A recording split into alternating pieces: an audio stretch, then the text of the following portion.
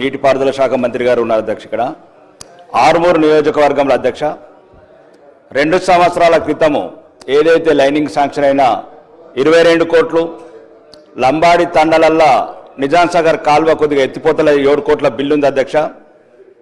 మరియు మోటార్లు కాలిపోయి 2 సంవత్సరాల నుంచి 2016 నుంచి మోటార్లు రిప్లేస్మెంట్ చేయలేదు అధ్యక్ష.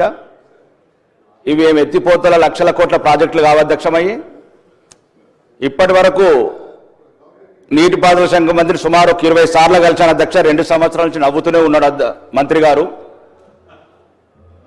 ఒక నిమిషం. మా నిజాం సాగర్ ఒకటే అధ్యక్ష, స్వాతంత్రం రాకముందు నిజామాబాద్ జిల్లాలో ఉన్నది. ఒక నిమిషం మాట్లాడగానే చెప్తాను. ఒకటే ఒక ప్రాజెక్ట్ అధ్యక్ష, స్వాతంత్రం రాకముందు నిజాం కట్టిన ప్రాజెక్టు సగం పూడుకపోయింది అధ్యక్ష. డిస్ట్రిబ్యూటర్ కెనాల్స్ కావచ్చు, మెయిన్ కెనాల్స్ కావచ్చు, మొత్తం నాశనమై కూర్చున్నాయి అధ్యక్ష. మేమేమంటలేము అధ్యక్ష, ఇంతకుముందున్న ప్రభుత్వం సుమారు 89,000 కోట్లతో కాళేశ్వరం కట్టండి అధ్యక్ష.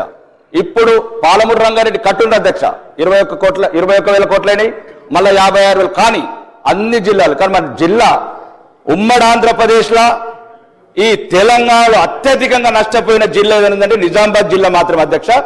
ఏదైతే ఈ కాలువల పునరుద్ధరణ, లైన్స్ ఆధునీకరణ సుమారు ఒక 2,000 కోట్ల అధ్యక్ష. నిజామాబాద్ జిల్లాకు ఒక 2,000 కోట్లు ప్రత్యేకంగా మంత్రుల కమిటీ, సీనియర్ మంత్రులు బట్టి విక్రమార్క గారు అండ్ తుమ్మల నాగేశ్వరరావు గారు, ఉత్తమ్ కుమార్ రెడ్డి గారు, ఉద్దండులు మా ఉత్తర తెలంగాణ జిల్లా ఉట్టిపోతున్నారు అధ్యక్ష. దక్షిణ తెలంగాణ మంత్రులు దయదలిచి మాకు ఆర్మూరు నియోజకవర్గానికి మదనపల్లి నుంచి వర్తే పత్తేపూడి దాకా కాలువను ఆధునీకరించి ఒక 1,500 కోట్లు, మీరు ఏమనుకుంటారో ఎట్లా అనుకుంటారో ఆ లక్షల కోట్లలో ఈ 1,500 కోట్లను కూడా కేటాయించి, రెండోది 2 సంవత్సరాల నుంచి అధ్యక్ష ఉత్తమ్ కుమార్ రెడ్డి గారు గౌరవనీయ మంత్రివర్యులు ఉన్నారు అధ్యక్ష. 2024 జనవరిలో సంతకం పెట్టిండు అధ్యక్ష ఫైల్ మీద. శ్రీరామ్ సాగర్ వచ్చినప్పుడు ఒక్క అడుగు కూడా ముందుకు వెళ్ళలేదు అధ్యక్ష.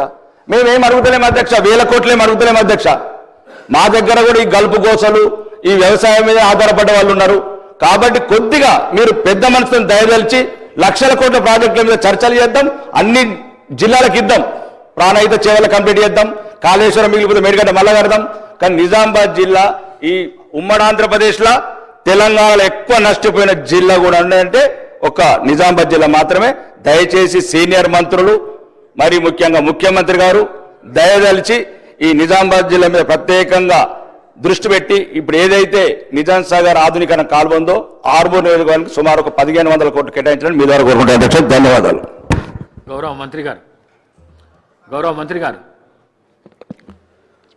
స్పీకర్ సార్, గౌరవ ఆదిలాబాద్ శాసనసభ్యులు పాయల్ శంకర్ గారు, గౌరవ శాసనసభ్యులు హరీష్ గారు, ముదోల్ శాసనసభ్యులు గౌరవనీయులు పాటిల్ గారు, ఆర్మూర్ ఎమ్మెల్యే రాకేష్ గారు, మీరు చెప్పిన విషయాలన్నీ జాగ్రత్తగా నోట్ చేసుకోవడం జరిగింది. ఈ శాసనసభ అయిపోయిన వారం రోజుల లోపల ముఖ్యమంత్రి గారు, నేను ఉమ్మడి ఆదిలాబాద్ జిల్లాకు వస్తున్నాము. సదర్మట్ బ్యారేజ్ ఇనాగ్రేషన్కి వస్తున్నాము. అదేవిధంగా చెనాక కొరట ప్రాజెక్టు కూడా మీ ఆహ్వానం మేరకు రాబోతున్నాము. దానికి ఇప్పుడే 70 కోట్లు విడుదల చేసినాము డిస్ట్రిక్ట్ కలెక్టర్ పీడీ అకౌంట్కి. మరి అది చెనాక కొరట ప్రాజెక్ట్ విషయంలో